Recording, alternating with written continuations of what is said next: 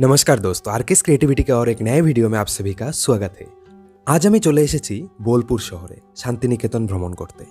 তো এখন আমরা যাচ্ছি বোলপুর শহর থেকে 9 কিলোমিটার দূরে একটি খুব সুন্দর স্থানে, যে জায়গাটির নাম হচ্ছে কঙ্কালীতলা মন্দির, যেটি সতীর 51 পীঠের মধ্যে এক পীঠ। তো আমরা আজ ওখানে যাব এই বীরভূম জেলার সৌন্দর্য দেখতে দেখতে। এই হচ্ছে কঙ্কালীতলা মন্দির যাওয়ার মেন গেট। এখান থেকেই কঙ্কালীতলা মন্দির সামনে। কঙ্কালীতলা গ্রাম পঞ্চায়েত। এখানে কঙ্কালীতলা মন্দিরে আসলে 10 টাকার একটা চার্জ দিতে হবে, পার্কিং চার্জ, যেটা আপনি টোটো নিয়ে আসলে বা গাড়ি নিয়ে আসলে দিতে হবে এটা। আর এদিকে অনেক দোকানের দশকর্মার দোকানপত্র আছে, মন্দিরে পুজো দেওয়ার জন্য বাটা এখান থেকে আপনি নিতে পারেন।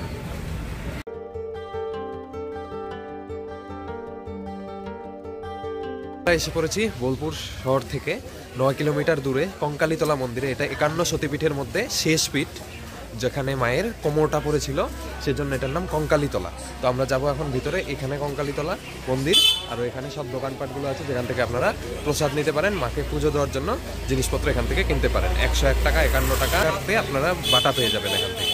আমরা যাওয়া দিনটি ছিল মেঘলা ও সেদিন সকালে হয়েছিল অল্প বৃষ্টি। এই ঠান্ডার সকালে যদি বৃষ্টি হয় তাহলে কে আর সেই সকালে উঠতে চায়।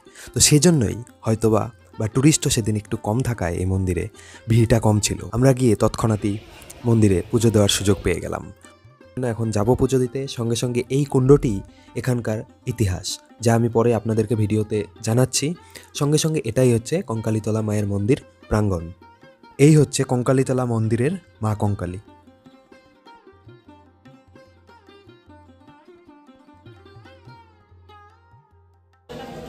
এই হচ্ছে কঙ্কালীতলা মন্দির প্রাঙ্গণ, দেখতে পাচ্ছেন।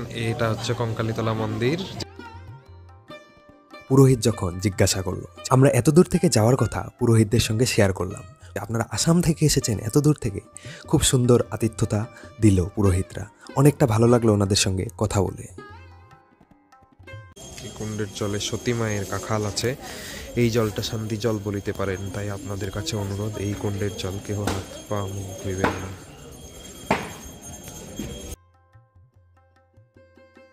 জল চাই? হ্যাঁ, দিচ্ছি। কঙ্কালীতলা মন্দিরের এই কুণ্ডটিতেই পড়েছিল সতীর কাখাল, সেজন্য এই জায়গাটির নাম কঙ্কালীতলা ও মন্দিরটির নামও কঙ্কালীতলা মন্দির। আমাদের বোলপুর এসে এই মন্দিরে আসার তেমন কোনো প্ল্যান ছিল না, কিন্তু এখানে এসে অনেক কিছু জানতে পারলাম এবং ভালো লাগলো। এই ব্লগটি শুধু কঙ্কালীতলা মন্দির নিয়েই। এখানে আমি বোলপুরের বাকি জায়গাগুলো অ্যাড করিনি। আরও একটা ভিডিও আসবে চ্যানেলে, সেজন্য জুড়ে থাকবেন চ্যানেলের সাথে। সেখানে পুরো বোলপুর শান্তিনিকেতন শহরের যেসব ঘোরার জায়গা আছে, যেগুলোতে আমরা ঘুরেছিলাম, সেই সবের এক্সপিরিয়েন্সও সেই ব্লগটিতে শেয়ার করব এবং আপনাদেরকে দেখাবো। এই হচ্ছে কঙ্কালীতলা মন্দির, যেখানে আপনারা আসলে 51 শক্তিপীঠের মধ্যে এটি শেষ পীঠ। এখানে দেখতে পাচ্ছেন এই ক্যাম্পাসটি খুব সুন্দর, মন্দিরের প্রাঙ্গণটি, যেখানে অনেকগুলো গাছ একসাথে এভাবে সাজিয়ে রাখা, মানে গাছগুলো বুনোর পর এখানে সুন্দর করে পার্ক টাইপের বানিয়ে দেওয়া হয়েছে, সাথে গাছের পাড়গুলো বেঁধে দেওয়া হয়েছে, খুব সুন্দর এখানে। এই হচ্ছে কঙ্কালীতলা মন্দির প্রাঙ্গণের এই সাইডটা। কোপাই নদী সামনেই আছে হয়তো এখানে। আর তারপর আপনার এখানে আছে ভোগঘর, এই দিকটাতে এটা হচ্ছে ভোগঘর এখানে। আর ওইদিকে মন্দিরটা আছে। মন্দিরের ভিডিও তো দেখালাম আপনাদেরকে, আরও দেখাচ্ছি ভালো করে। এখানে দেখুন, এই গাছে সবাই পাথর বাঁধা একটা সুতো বাঁধে, এখানে এসে ধাগার মতো বাঁধে। আর তারপর ওদিকে ত্রিশূল আছে। আরও তার সাথে সাথে এদিকে মন্দিরটা, এটাই হচ্ছে মেন কঙ্কালীতলা মন্দির, যেটা আমি আপনাদেরকে দেখালাম। আরও এই সাইডেও আরও মন্দির আছে। আরও এদিকে একটু বের হয়ে যাওয়ারও রাস্তা আছে, যাবো ওদিকে, দেখাচ্ছি আপনাদেরকে কি আছে। ভোগ মন্দির, এখানে ভোগ মন্দির আছে, ভোগ ঘর, এখানে ভোগ রান্না হচ্ছে, দেখতে পাচ্ছেন। এখানে এটা কি পুজোর ভোগ হচ্ছে কাকু? পুজোর ভোগ তৈরি হচ্ছে? প্রতিদিন হয় না? কটার সময় হয় ভোগটা মন্দিরে? 12টা 10-15 এখানে ভোগ হয় এই মন্দিরে। আচ্ছা। আর নিয়মটা কেমন হয় ভোগের? কেউ যদি ভোগের প্রসাদ খেতে চায় তাহলে কেমন হবে? 50 টাকা করে কুপন নিতে হয়? আচ্ছা, এখানে পাওয়া যায় না? ঠিক আছে।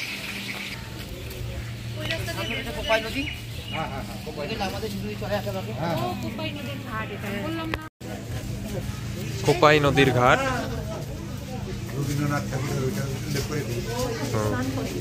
কোপাই নদীর ঘাট। আচ্ছা। বাংলা একটি কবিতা আছে, আমাদের ছোট নদী চলে আঁকে বাঁকে। সেই কবিতাটি এখানেই বসে লিখেছিলেন কবিগুরু রবীন্দ্রনাথ ঠাকুর। আর আমাদের ছোট নদী। আর এইদিকে যে আছে এটা কি, মঞ্চ বানিয়েছে একটা নতুন করে। এখানে কি কোনো উৎসব? আচ্ছা আচ্ছা, আরতি হয় এখানে। ও এইদিকে নদী, এখানে আরতি হয়। আচ্ছা আচ্ছা। নদীটা আমাদের ছোট নদী চলে আঁকে বাঁকে, ওখানে একবার বেঁকেছে, এদিকে এসে আরো বেঁকেছে, সেজন্য এই কবিগুরু এইভাবে লিখেছিলেন আমাদের ছোট নদী চলে আঁকে বাঁকে। না পয়সা নিন, পয়সা নিন। না এই কঙ্কালী, এই কঙ্কালীতলা মন্দিরের সামনেই এই দিদির দোকান ছিল। আমরা এখান থেকেই বাটা নিয়েছিলাম মায়ের দেওয়ার জন্য। সব জিনিস পাওয়া যায় না পুজো দেওয়ার জিনিস? আচ্ছা আচ্ছা আচ্ছা, ঠিক আছে। কটা অবধি খোলা থাকে আপনাদের দোকান? আমাদের দোকান খোলা থাকে 8টা অবধি। মন্দিরে পুজো কটা অবধি দেওয়া যায়? 8টা অবধি। সন্ধ্যা 8টা অবধি। ঠিক আছে, ঠিক আছে দিদি। এখানে গাড়ি পার্কিং এর জায়গাটা এটা, এখানে গাড়ি পার্কিং করতে পারেন। তার সাথে সাথে এই দিকে আছে জগদীশ গেস্ট হাউস, গেস্ট হাউসও আছে এখানে। আপনারা যদি কোনো কিছু খেতে চান এখানে খেতে পারবেন, দোকানও আছে সামনে। এখানে কঙ্কালীতলা গ্রাম পঞ্চায়েতের কার্যালয়। लोग भी यहाँ पे आ सकते हैं, जो कि वेस्ट बंगाल पे बीरभूम डिस्ट्रिक्ट और साथ ही में बीरभूम डिस्ट्रिक्ट के बोलपुर टाउन के पास में है। এই ভিডিওর প্রায় শেষ প্রান্তে আমরা চলেই আসলাম। কেমন লাগলো কঙ্কালীতলার এই ভিডিওটি কমেন্টে একবার নিশ্চয়ই বলবেন। সঙ্গে সঙ্গে ভিডিওটি সবার সাথে শেয়ার করবেন ও আমাদের এই আরকেস ক্রিয়েটিভিটি চ্যানেলটি সাবস্ক্রাইব করবেন। কঙ্কালীতলা মন্দিরে এসে আমার অনেক ভালো লাগলো। বোলপুর শান্তিনিকেতনের স্পেশাল ভিডিও আসছে, সেখানে থাকবে সোনাঝুরির হাট, সঙ্গে আরও সব কিছু, বিশ্বভারতী